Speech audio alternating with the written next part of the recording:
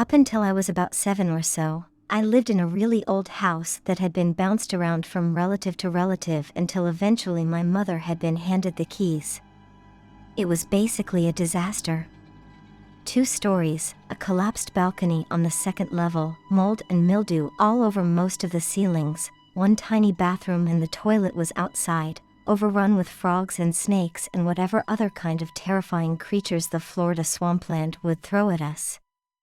I was terrified as a child, scared of basically everything. I'm much better now. Nonetheless, I would probably have to put the blame on this old house. I remember as a child that every night, I would always have the same dream. I'd start in the kitchen, no idea how I got there, of course.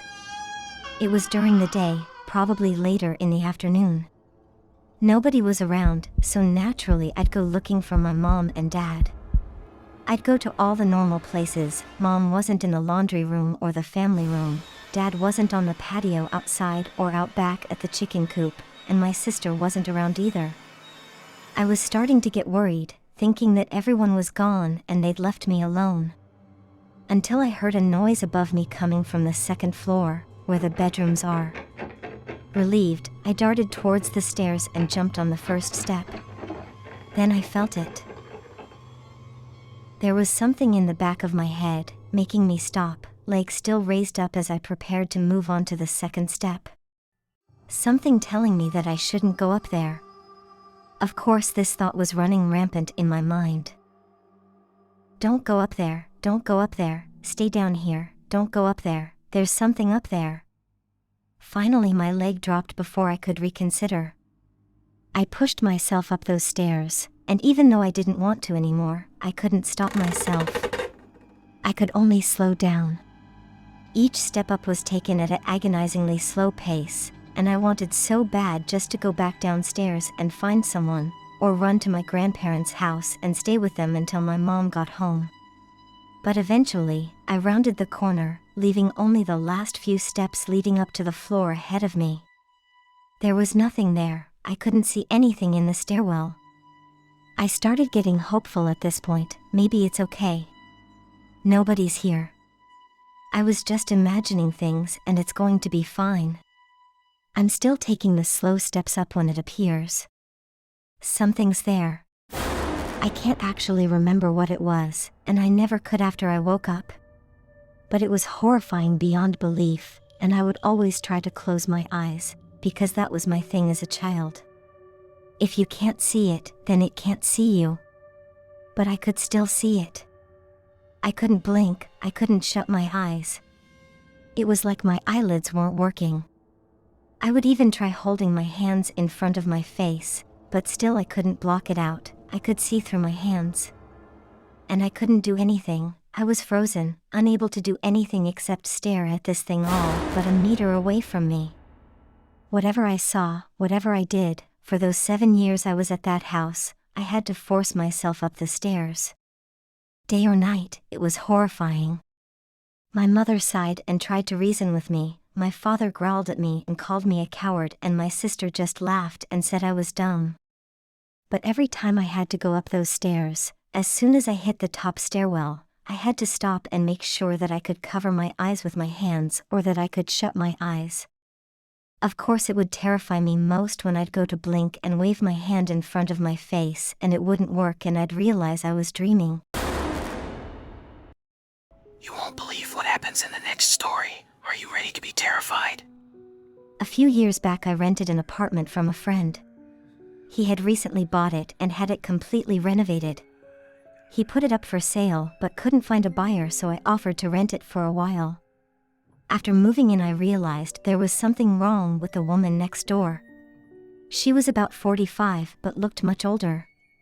She would sit up all night listening to old radio shows and talking loudly to someone.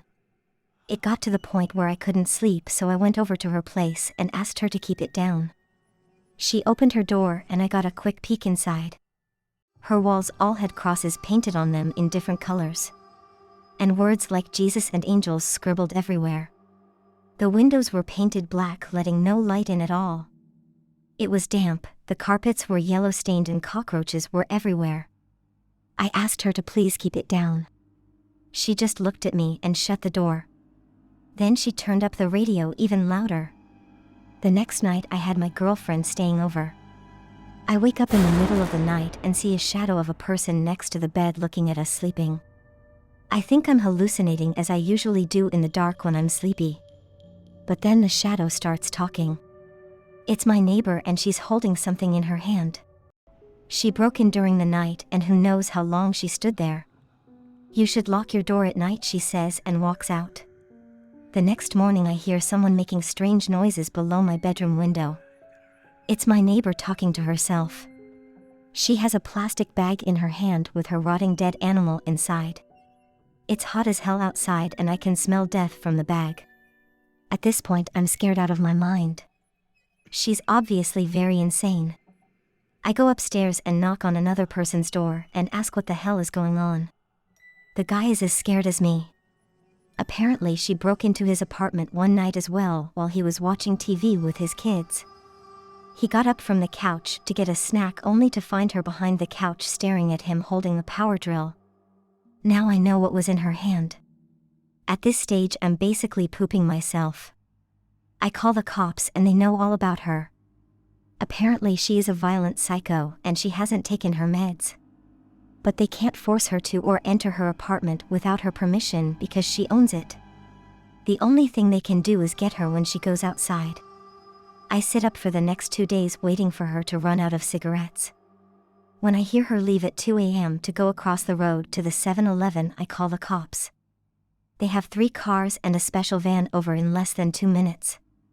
They restrain her and throw her in the van and drive off to some institution, and in less than a minute it's like she was never there. I've never seen her again. Still have nightmares about her looking at me in my sleep.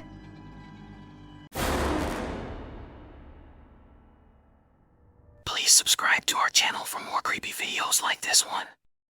I'm a journalist and was told this story by a woman I interviewed for a true crime story piece I was writing. When this woman was a young girl, say 9 years old, she started to come downstairs at night to tell her father that there was a man in her closet. He tells her there's no such thing as the boogeyman and sends her back to bed. This happens on and off for around a month. Finally, he gets frustrated and walks her back to her room and says, "I'll show you there's nothing in your closet," and goes to open the door. It opens an inch and then he feels someone slam it shut. Turns out there really was a man in her closet. This guy was a pervert who would come into the house every night and stare at the girl from the closet while she slept. The dad kicked the crap out of him, and the perv went to prison for many years. I researched her story almost 20 years after this happened. The guy had just gotten out of jail again and no one could locate him.